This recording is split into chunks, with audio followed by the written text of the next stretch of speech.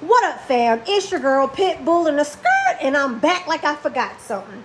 Here is where strength meets love, and no family gets left behind. Y'all know how I do, so let's get into it. Now, on my previous video, I stated that you can get paid by being the parent of a special needs person, and that is absolutely true. And I will get to that in a bit.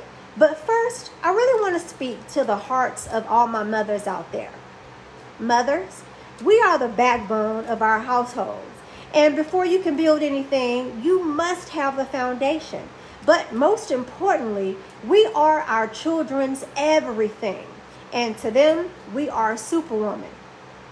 Being a mother is the most rewarding position that God appointed to us. It's a mission that I refuse to fail. And that's why I'm reaching out. If you notice your child or your children not reaching their milestones as they should, like at 2 months, your child should be smiling. At 4 to 6 months, your child should be rolling. At 6 to 9 months, they should be sitting up, crawling at 9 months, and walking and saying their first words by 2. If you notice that your child is delayed, don't panic. Because your girl Pitbull in the skirt got your back, and we will quarterback this play together. Now, everything will be fine, but only if you take immediate action. Early intervention is key. And I'll have your back the entire time, so no worries.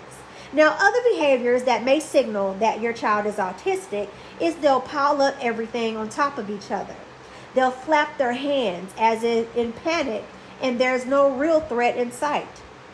If they make weird noises opposed to trying to use their words.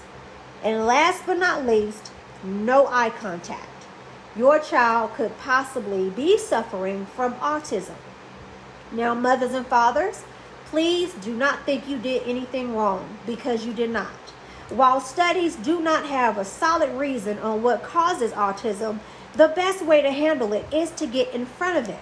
Now, if your child's diagnosis is autism, or any other disability, the next move should be your best move, which is first, don't ignore it, okay? We don't want to do that. Now, quick story. I have a friend who's a neurodivergent person, and his parents kept him busy when he was younger. They didn't want to acknowledge that he had a mental issue. Now he's a fully grown man who still lives with them, and although he has a job and a car, he still has mental issues. Now, my heart really does go out to him. It really does. Because if his parents passed away today, he wouldn't even know how to pay a light bill. And I'm really upset with his parents, because they set him up, not for success. I don't know what they set him up for.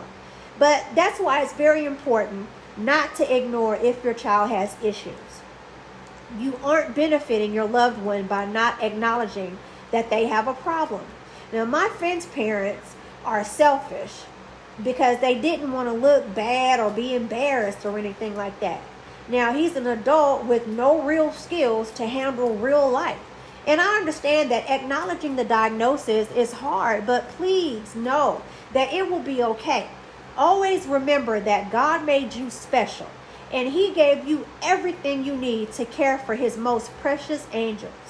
Be proud of yourself for taking steps in your child's life to help them put their best foot forward. You have to be your child's advocate, because this evil world is about money. They don't care about you or your baby. So they are counting on your help to guide them and protect them.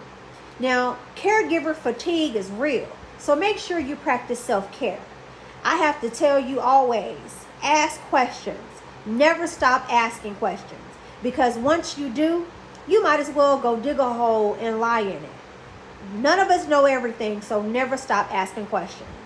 If you haven't gotten your child diagnosed because you don't know what to do and you feel stuck, or maybe you do have a diagnosis and you feel like you don't know what the next step will be, I strongly suggest that you call your child's insurance and tell them you'd like to get a caseworker assigned to your child. Now, let me tell you that all caseworkers are not created equally. Trust me, because I fired 2 of them while sitting in my house, sitting on my couch, in the middle of an assessment, in mid-conversation because they did not meet my son's needs. I almost had to get in my shoe, like, hold on, wait a minute. No, I'm just playing. But they really aren't created equal. So find the best one that fits your child's needs and stick with them, because it'll benefit your child. And I'm going to tell you, I am very picky on who's in my son's life, okay? And I hope you are too. Now, there are 3 levels that you and your child could be assigned to. Level 1 means that your child is severely delayed. Level 2 is a little less severe. And please bear with me. I'm only one person, but I'll stretch myself out to help as many people as possible. Please support my channel by subscribing, liking, and commenting. Please drop your questions down below, and I'll see you on the next one.